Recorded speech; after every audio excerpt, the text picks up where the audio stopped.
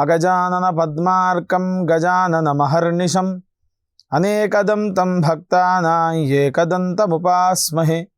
వాగీషాద్యా సుమనసః సర్వార్థానాముపక్రమే యన్నత్వా కృతకృత్యా స్యుః తం నమామి గజాననం. బుధం శ్రీనివాసం సుధర్మాత్వభాసం సుధాతుల్యవాక్ సంగతం పాండురంగం.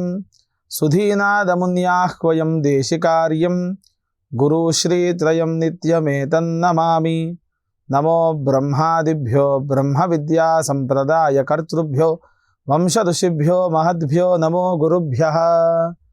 నారాయణం నమస్కృత్య నరం చైవ నరోత్తమం దేవీం సరస్వతీం వ్యాసం తతో జయముదీరయేత్.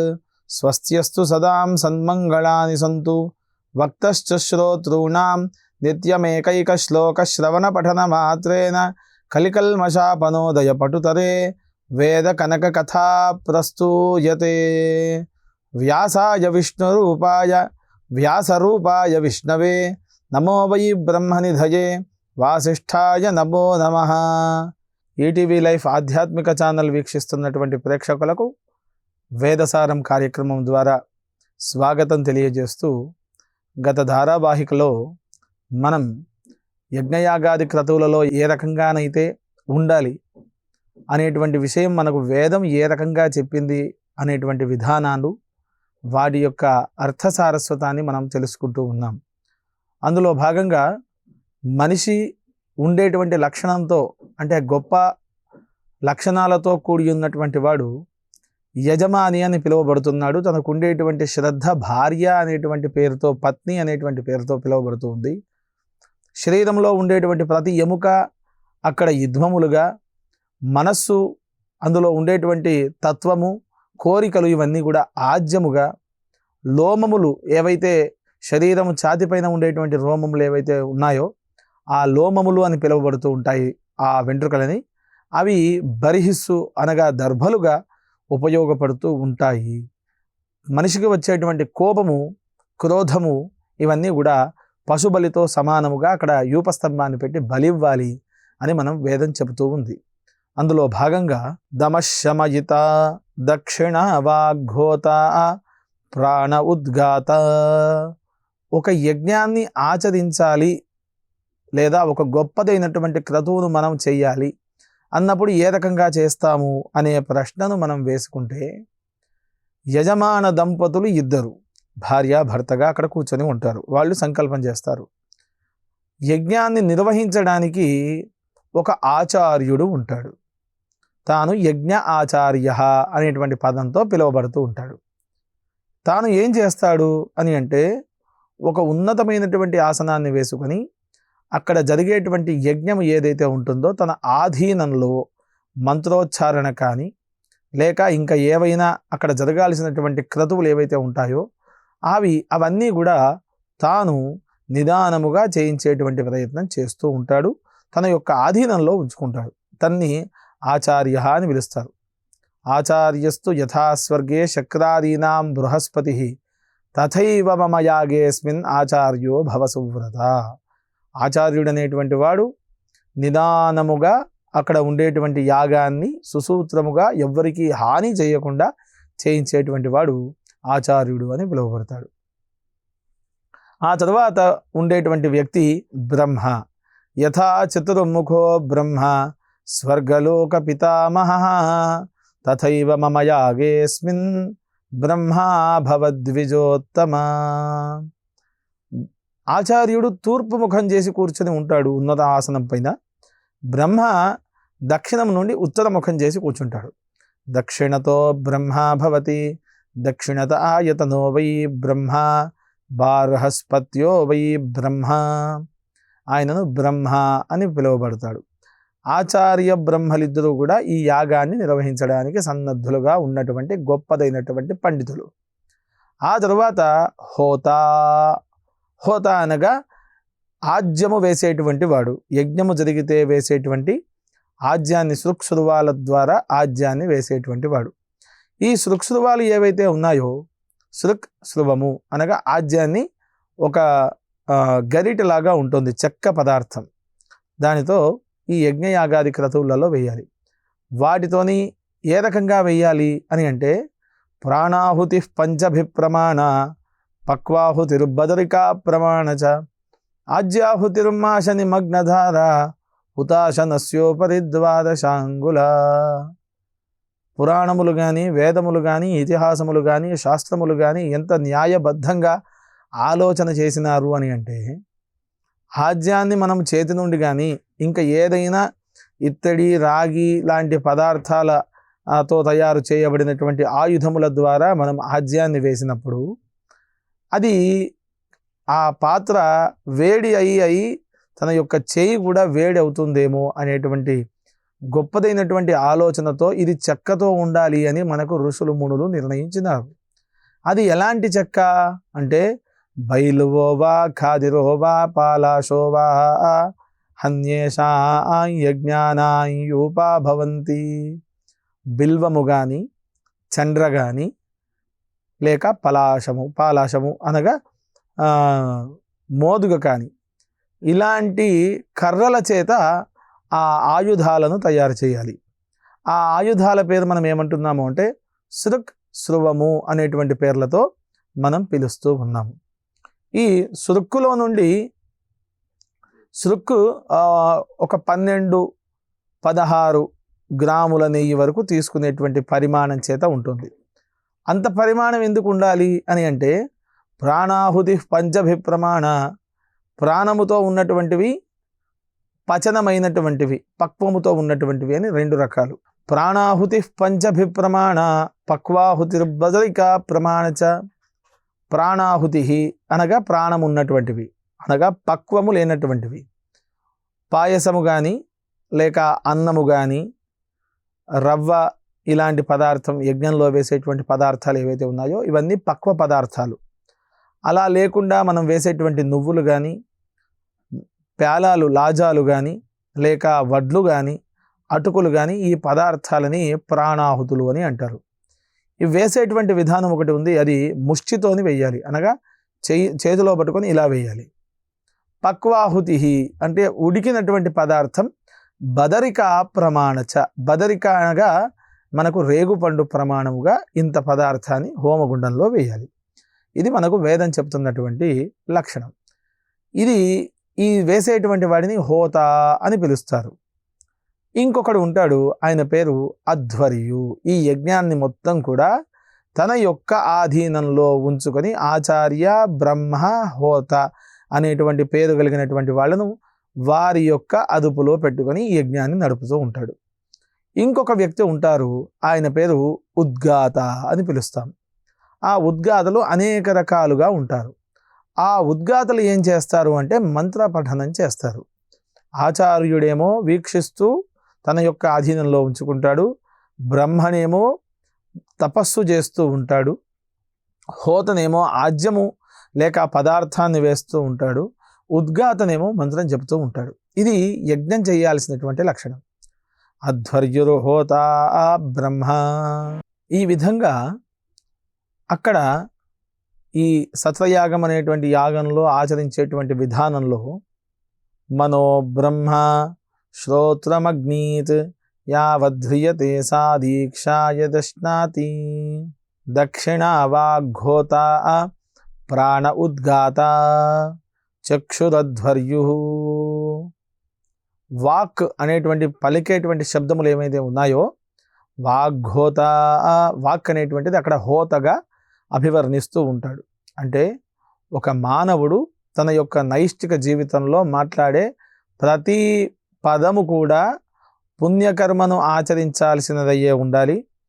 అబద్ధము ఎట్టి సమయంలో కూడా పలకకూడదు. తాను ఎల్లవేళలా కూడా మంచి వాక్యాలనే పలుకుతూ ఉండాలి. అలా పలికినప్పుడు ఆ వాక్కు హోతృత్వానికి అర్హత సంపాదిస్తూ ఉంటుంది. దక్షిణ వాగ్ఘోత ప్రాణ ఉద్గాత. మానవుడి యొక్క ప్రాణం ఏదైతే ఉంటుందో అది ఉద్గాత. యజ్ఞంలో చెప్పేటువంటి మంత్రములకు ఆధీనంలో ఉండేటువంటి వ్యక్తులుగా ఆ ప్రాణం అనేటువంటిది అక్కడ ఉపయోగపడుతూ ఉంది. ప్రాణ ఉద్గాత చక్షురధ్వర్యు. యజ్ఞం చేయాలి అంటే ఒక అధ్వర్యుడు ఉండాలి, హోత ఉండాలి, బ్రహ్మ ఉండాలి అని అన్నాం కదా. చక్షురధ్వర్యు, మానవుడికి ఉండేటువంటి ఆ మనిషికి ఉండేటువంటి కళ్ళు ఏవైతే ఉన్నాయో ఆ కళ్ళు అధ్వర్యుడిగా అక్కడ చూపుతూ ఉన్నారు. చక్షురధ్వర్యు మనోబ్రహ్మ, మనస్సు అనేటువంటిది బ్రహ్మ. శ్రోత్రమగ్నిద్యావధ్రియతే సా దీక్ష యదశ్నాతి తద్ధవిర్యత్ పిబతి. తాను రోజు ఏదైతే తింటూ ఉన్నాడో ఆ తినేటువంటి పదార్థం అంతా కూడా యజ్ఞంలో వాడేటువంటి హవిస్సుగా ఏర్పడుతూ అక్కడ తెలియపరుస్తూ ఉంది. అనగా యజ్ఞంలో వేసేటువంటి పదార్థం ఏ రకంగా ఉండాలి అసలు అని అంటే, తిల సర్షప సక్తూనాం శుక్తిమాత్ర ప్రమాణకం. ముత్యపు చిప్ప ఏ ప్రమాణంలోనైతే ఉంటుందో దానిని శుక్తి అని పిలువబడుతుంది. ఆ శుక్తి ఆ ముత్యపు చిప్పలో ఎంత ద్రవ్యమైతే పడుతూ ఉంటుందో ఆ ద్రవ్యాన్ని హోమగుండంలో వేయాలి. అది ఏ ద్రవ్యానికి అర్హత సంపాదిస్తూ ఉంది అని అంటే, తిల సర్షప సక్తు అనగా తౌడు కానీ సత్తుపిండి కానీ, సత్తువాని అంటాం మనం, తిలలు కానీ నువ్వులు కానీ, సర్షపహ అని అనగా ఆవాలు, తెల్ల ఆవాలు కానీ, వీటిని ఈ ప్రమాణంలో వేయాలి. హోత వేయాల్సినటువంటి లక్షణాలు: మినుము గింజంత దార మాత్రమే ఆజ్యాన్ని, నెయ్యిని హోమంలో వేయాలి. ఇవన్నీ మనకు చాలా శ్రద్ధగా ఆచరించాలి అని మనకు వేదం ఈ రకంగా పేర్కొంటూ ఉంది. మానవుడు తినేటువంటి పదార్థం ఏదైతే అన్నము అని మనం పేరుతో పిలుస్తూ ఉన్నామో ఆ అన్నాన్ని హవిస్సుగా అభివర్ణిస్తూ ఉన్నారు. ఇక్కడ తినే పదార్థం ఎప్పుడు కూడా సాత్వికముగా ఉండాలి. అక్కడ క్రోధమైనటువంటి ఉప్పు కారాలతో లేక ఇంకా వేరే పదార్థాలతో భోజనం ఎప్పుడు కూడా ఉండకూడదు. సాత్వికమైనటువంటి ఆహారాన్ని తీసుకోవాలి. అప్పుడు వాడు యజ్ఞం చేయడానికి అర్హుడు అవుతాడు. అక్రోధనాత్ శౌచపరాత్ సతతం సత్యవాదిభిః అని మనకు వాక్యాలు చెబుతూ ఉన్నాయి. ఏడుపు లేనటువంటి వాడు, అసూయ లేనటువంటి వాడు, ఆక్రందనలు విననటువంటి వాడు, ఎల్లవేళలా సుఖాన్ని శుభాన్ని పలికేటువంటి వాడు యజ్ఞానికి అర్హుడు అని మనకు ఈ వైదిక వాక్యాలన్నీ కూడా మనకు చెబుతూ ఉన్నాయి. శ్రోత్రమగ్నిద్యావధ్రియతే. శ్రోత్రములు అనగా చెవులు ఎల్లవేళలా ప్రతి పదాన్ని వింటూ ఉంటాయి. ఇక్కడ మనిషి మాట్లాడుతూ ఉంటాడు, వింటూ ఉంటాడు, వాసన చూస్తూ ఉంటాడు, కంటితో చూస్తూ ఉంటాడు. కానీ విన్నటువంటివైనా పలికినటువంటివైనా ముక్కుతో వాసన చూసినటువంటిదైనా చెప్పడానికి ప్రయత్నం చేసినా చేయకపోయినా కంటికి కనబడింది మాత్రమే అక్కడ సత్యం అనేటువంటి విషయం మనకు వేదం చెబుతూ ఉంది. అది ఏ విధంగా? చక్షుర్వై సత్యం అద్రాగిత్యాహ అదరుషమితి తత్సత్యం. ఏదైతే నీవు కంటి చూపుతో చూస్తూ నీ కంటికి కనబడుతూ ఉంటుందో అది మాత్రమే సత్యమైనటువంటి విషయం. అది కాక ఇంకా ఏది కూడా సత్యము కాదు. ఇంకొకరు నీవు చెబితే వినాల్సిందే. ఇక్కడ మానవుడు ఏమనుకుంటున్నాడు అనే ప్రశ్న మనం వేసుకుంటే, ఎదుటి వ్యక్తి నేను ఏది మాట్లాడినా వింటూ ఉన్నాడు, వాడు ఏది మాట్లాడినా నేను వింటూ ఉన్నాను, కానీ నేను మర్చిపోతున్నాను, నాకు సంబంధం లేదు. వాడు అబద్ధం చెబుతూ ఉన్నాడు, నేను అబద్ధాన్ని వింటూ ఉన్నాను, కానీ నాకు సంబంధం లేదు, నేను వింటలేను అని అనుకుంటాడు వీడు. కానీ నీ చెవులు వింటున్నాయే, నీ కళ్ళు చూస్తూ ఉన్నాయే, ఆ విషయం మాత్రం మరవకూడదు. ఎందుకు అనగా మనిషి యొక్క ప్రాణోత్క్రమణ అయిపోయిన తరువాత శ్రవణ కుమారులు సాక్షాత్తు యమధర్మరాజు వద్దకు వెళ్ళి ఈ యొక్క ప్రాణి యొక్క చిట్టా మొత్తం చెబుతూ ఉంటారు. ఈ రకమైనటువంటి పాపాన్ని చేసినాడు అని. పాపము చేసినటువంటి మనిషి నరకానికి వెళతాడు అంటే ఎక్కడో లేదు, నరకం ఉన్నప్పుడు భూమి మీదనే కనపడుతూ ఉంటుంది. అది ఏ రకమైనటువంటి నరకము అంటే అనుభవించేవాడికే అర్థమవుతుంది. చాలా ఉన్నతంగా బతికినటువంటి వాడు కూడా అన్నీ కోల్పోయి ఇబ్బంది పడుతూ ఉండేటువంటి వాడు, వాడిని నరకంలో ఉన్నటువంటి వాడిగానే మనము అభివర్ణించుకోవాలి. జన్మెత్తాము, ఈ జన్మని ఇప్పుడు మనం కొనసాగిస్తూ ఉన్నాము, మన నరకం ఎక్కడుందయ్యా అనే ప్రశ్న మనం వేసుకుంటే మనకు కనబడనటువంటి లోకంలో ఎక్కడో ఉంది అనే సమాధానం కంటే రేపు ఉదయం మనకు రాబోయే ఆపదలను మనం దృష్టితో ఆలోచన చేసి జాగ్రత్తగా ఉండాల్సినటువంటి లక్షణం మనకు ఎంతగానో ఉంది. కాబట్టి తప్పు చేయకుండా బతకాలి అనేటువంటి విధానాన్ని అలవరుచుకోవాలి. వేదము చెప్పినటువంటి మార్గంలో మనం నడవాలి. వేదం చెప్పినటువంటి మార్గంలో మనం నడవలేదు అంటే రేపు ఉదయం మనకు రాబోయేటువంటి ఆపద ఏముంటుందో కూడా మనకు తెలియదు. రుద్రం అందుకే మనకు అనేక రకాలుగా నమ్మక చమకాలు చెబుతూ ఉన్నాయి. అందులో శంభవే చమ యోభవే చ ఘర్మశిర, శుభుడు 2 రూపాలుగా ఉంటారు. అది ఏ రకమైనటువంటి రూపము? ఒక తండ్రి ఉన్నాడు, ఒక పిల్లవాడు తండ్రి దగ్గరికి వెళ్తూ ఉన్నాడు.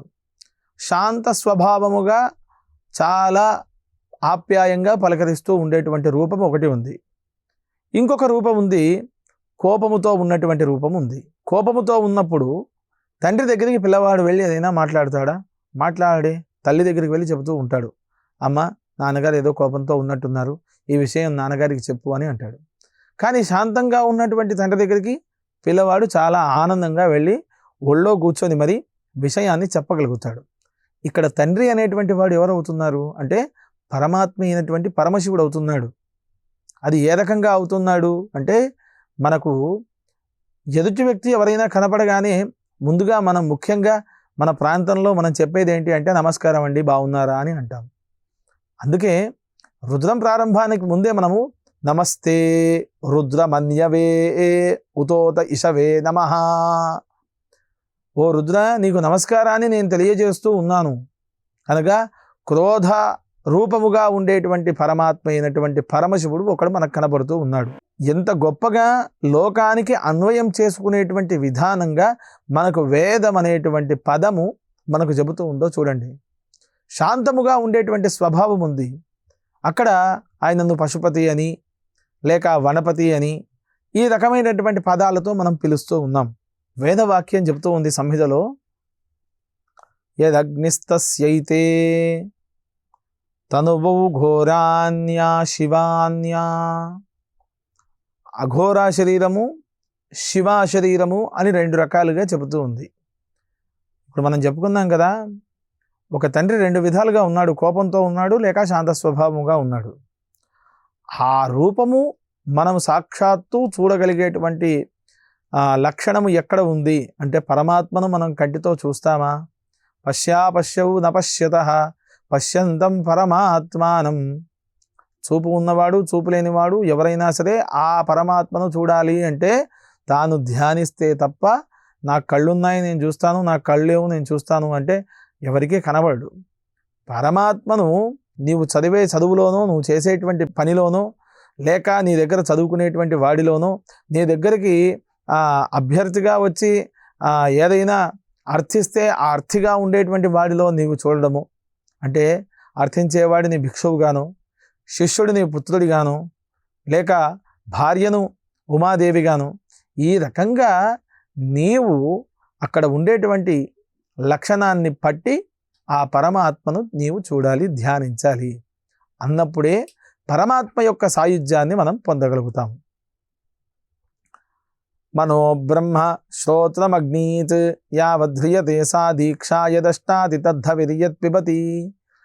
ఏదైతే మనము నిత్యకృత్యంలో చేసేటువంటి పదార్థము పచన భోజనాది అన్నప్రసాదాలు తీసుకునేటువంటి కార్యాలు ఏవైతే ఉన్నాయో వీటిని మనము హవిస్సు అని అంటున్నాము. తద్ధవిర్యత్ పిబతి తదస్య సోమపానం యద్రమతే. ఇక్కడ సోమపానం అనేటువంటిది యజ్ఞంలో చాలా గొప్పగా చేయాల్సినటువంటి కార్యం. ఆ సోమపానం ఎవరైతే చేస్తారో వారిని సోమయాజి అని పిలుస్తారు. ఈ సోమలత లక్షణం ఏ రకంగా ఉంటుంది? అసలు ఈ సోమం అంటే ఏంటి? ఆ సోమం ఎక్కడి నుంచి వచ్చింది అని అంటే భూమి నుండి 3వ లోకం ఒక లోకం ఉంది. ఆ లోకాన్ని సువర్గ లోకము అని అంటారు. దాన్నే మనం ఇప్పుడు స్వర్గము అని అంటున్నాము. భువః సువః. ఆ సువర్గ లోకంలో గాయత్రీ దేవత ఆధీనంలో ఒక చెట్టు ఉంది.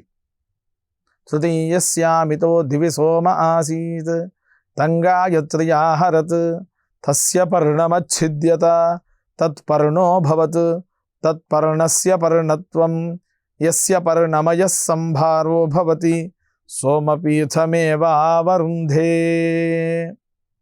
వేదం చెప్తూ ఉంది అసలు సోమలత అనేటువంటిది ఆ చెట్టు ఎట్లా భూమి మీదకి వచ్చింది. భూమి మీదకి వచ్చినటువంటి చెట్టు ఏ రకంగా ఉంటుంది, దాని లక్షణాలు ఏమిటి అంటే, మనకు 3వ లోకమైనటువంటి సువర్గలోకంలో గాయత్రీ దేవత యొక్క పరిచారకులు ఆధీనంలో ఒక వృక్షం ఉంది. ఆ వృక్షానికి ఒక చిన్న ఆకును తుంచి కింద పడివేసినారు.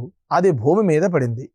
తృతీయస్యామితో దివి సోమ ఆసీత్ తంగాయత్ర్యాహరత్ తస్య పర్ణమచ్ఛిద్యత తత్పర్ణో భవత్ తత్పర్ణస్య పర్ణత్వం. దాని నుండి ఒక పదార్థము, ఒక చిన్న కాడ భూమి మీద పడిపోయింది. తత్పర్ణస్య పర్ణత్వం యస్య పర్ణమయ సంభారో భవతి సోమపీఠమేవావరుంధే. ఆ పర్ణం ఏదైతే ఉంటుందో ఆ పర్ణము పేరు సోమపర్ణము. అది భూమి మీద పడింది. అది ఎక్కడ పడింది అనే ఆలోచన చేస్తే మంచు పర్వతాలు ఉండేటువంటి స్థానంలో ఆ పదార్థం పడింది. ఆ పదార్థాన్ని తీసుకొచ్చి సోమ విక్రేత దగ్గర నుండి ఆ సోమలతను తీసుకొని దానిని దంచి మేకపాలల్లోనూ ఆవు పాలల్లోనూ కలిపి హోమాన్ని చేసి మిగిలినటువంటి పదార్థాన్ని అక్కడ యజ్ఞం చేసేటువంటి యజమానికి తాగించినప్పుడు, తాను తీర్థప్రాశనగా ఆ పదార్థాన్ని తీసుకున్నప్పుడు ఆయన సోమయాజి అనేటువంటి పదంతో పిలువబడుతూ ఉన్నాడు. తదస్య సోమపానై యద్రమతే. ఒకరోజు యజ్ఞం చేసి ఈ సోమలతను తీసుకొని నేను తాగుతాను, తాగితే నేను సోమయాజిని అవుతాను, ఆ పదం నాకు సంతరించుకుంటుంది అంటే అలా కాదు. దేనికి ఒక యజ్ఞ విధానం ఉంది. మనిషి బ్రహ్మచర్యాగ్ని గృహస్థాశ్రమాగ్ని తీసుకున్న తర్వాత త్రేత అగ్నుల ఉపాసనను అక్కడ చేయాలి.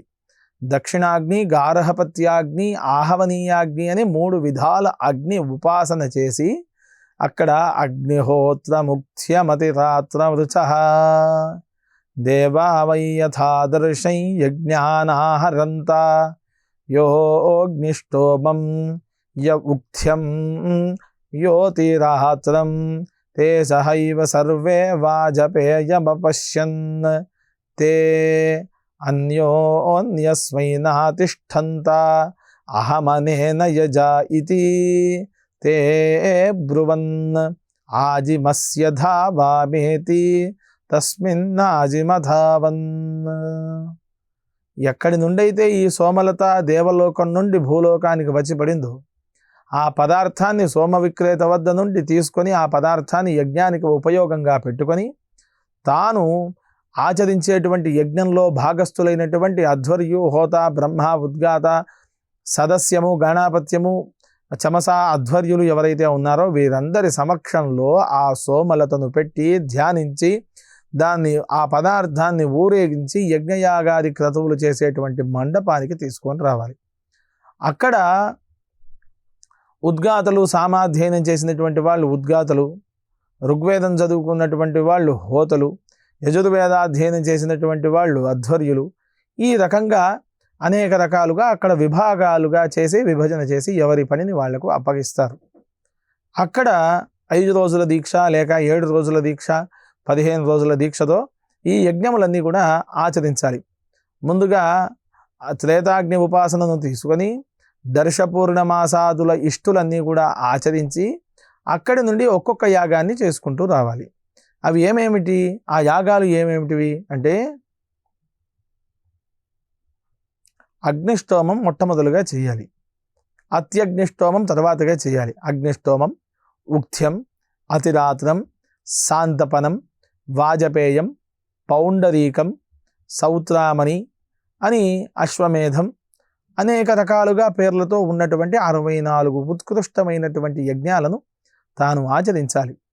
భూమిపైన యజ్ఞము ఆచరించాలి అని అంటే ఏ జన్మలోనో తాను చేసుకున్నటువంటి పుణ్యాన్ని కొంత భాగమైన అనుభవించడానికి మళ్ళీ వచ్చి ఉండాలి. లేకపోతే యజ్ఞం చేయడం అందరి వల్ల కూడా కాదు, ఖర్చు కంటే కూడా శ్రమతో కూడుకున్నటువంటిది. శ్రద్ధ లేనటువంటి యజ్ఞం పనికిరానటువంటిది. అలా ఆచరణలో ఇవన్నీ ఉంచుకోవాలి. తదస్య సోమపానం యద్రమతే తదుపసదో యత్సంచరత్యుపవిశత్యుత్తిష్ఠతే చ సప్రవర్గ్యః. లేస్తూ, కూర్చొని, నడుస్తూ, పరిగెడుతూ ఈ రకమైనటువంటి మానవుడు చేసేటువంటి లక్షణాలు ఏవైతే ఉన్నాయో యత్ సంచరత్యుపవిశత్యుత్తిష్టతే చ సప్రవర్గ్య, దానిని ప్రవర్గ్యము అని పిలువబడుతూ ఉంది. అసలు ఈ ప్రవర్గ్యం అంటే ఏమిటి? ప్రవర్గ్యాన్ని ఏ రకంగా చేయాలి అని అంటే, ఆవు పిడకలన్నింటినీ ఒక దగ్గర వేసి చక్కగా జ్వాలను చేసుకోవాలి. ఆ జ్వాలలో మట్టి కుండను పెట్టి అందులో మేక నేతిని బాగా ఉడికించాలి. ఉడికించినటువంటి మేక నేతిలో మేక పాలను వేసినప్పుడు అందులో నుండి ఒక గొప్పదైనటువంటి అగ్ని బయటకు వస్తుంది. ఆ అగ్ని బయటికి వచ్చి అలా పైకి వెళ్ళిపోతూ ఉంటుంది. దానిని ప్రవర్గ్యము అని అంటారు. ఈ ప్రవర్గ్యం చేయడం వలన వాతావరణ శుద్ధి అనేటువంటిది జరుగుతుంది అని మనకు అనేకమైనటువంటి సామాన్య పరిశోధకులు, శాస్త్ర పరిశోధకులు అందరూ కూడా తెలియజేస్తున్నారు. ఈ రకముగా యజ్ఞయాగాది క్రతువులు ఆచరించేటువంటి విధానాన్ని మనకు యజుర్వేద భాగము, ఆరణ్యకము, బ్రాహ్మణము, సంహిత, ఏకాగ్నికాండములు, కాటకములు ఇవన్నీ కూడా చెబుతూ ఉన్నాయి. మరొక ధారావాహిక ద్వారా వేదములో ఉండేటువంటి అనేకమైనటువంటి లక్షణాలను కూడా తెలుసుకొని మీకందరికీ వేదమాత యొక్క కృప కలగాలని ఆశిస్తూ, స్వస్తి ప్రజాభ్య పరిపాలయంతాం న్యాయేన మార్గేణ మహిషాః గోబ్రాహ్మణేభ్యః శుభమస్తు నిత్యం. లోకాః సమస్తాః సుఖినో భవంతు. స్వస్తి.